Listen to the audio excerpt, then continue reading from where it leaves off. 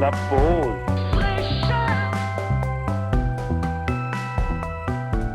Bonjour à tous, bienvenue pour cette chronique Pause fraîcheur. Je suis Emmanuelle Vanderdouce, fan de chant lyrique.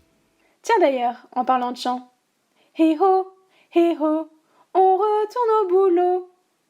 Et oui, c'est un peu ça en ce moment. Alors qu'on a entendu les cloches des écoles pour tous les enfants cette semaine, la cloche du retour au bureau a aussi sonné pour les adultes. Certains attendaient ce moment avec impatience, c'est un véritable soulagement de retrouver un semblant de vie normale sans la contrainte d'être coincé chez soi. D'autres regrettent ce retour au métro, boulot, dodo, au point de le vivre comme une rentrée d'école, la boule au ventre. En fait, ça dépend pas mal de comment on a vécu le confinement. Ceux qui ont été touchés par le Covid-19 de près ou de loin vont trimballer les séquelles avec eux au travail, que ce soit la fatigue ou le deuil.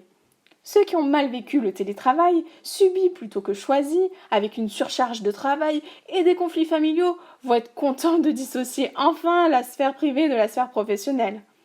Tout cela dans une atmosphère assez angoissante pour bien des gens à cause du virus. Quoi qu'il en soit, l'avenir au travail est assez incertain. Tout ne sera pas comme avant et on n'a pas vraiment de visibilité sur comment tout cela va se goupiller. Et l'inconnu, ça peut être impressionnant. Alors je vous propose quelques idées qui pourraient aider à mieux vivre cet épisode particulier. D'abord, je pense qu'il faut dédramatiser. Il faut se dire que c'est une phase de réadaptation. Le changement de rythme produira forcément de la fatigue et des émotions fortes. Bref, faut pas s'en faire une montagne, ça va être dur pour tout le monde de reprendre, donc aucune raison de se mettre trop de pression.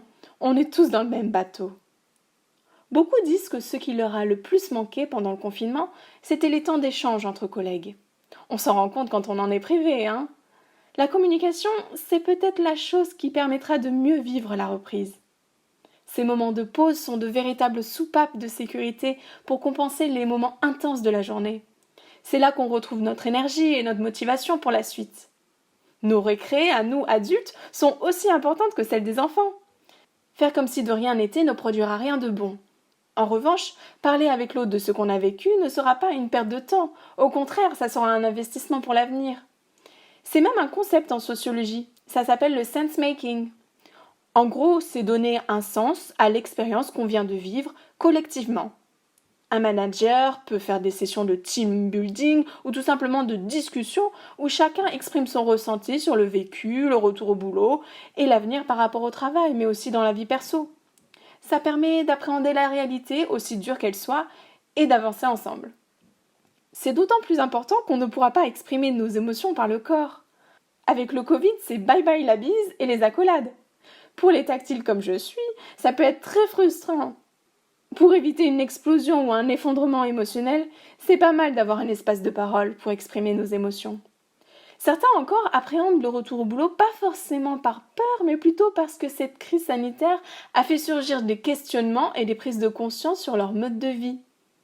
Certains vont même jusqu'à envisager une reconversion pour se tourner davantage vers les gens et vers la nature.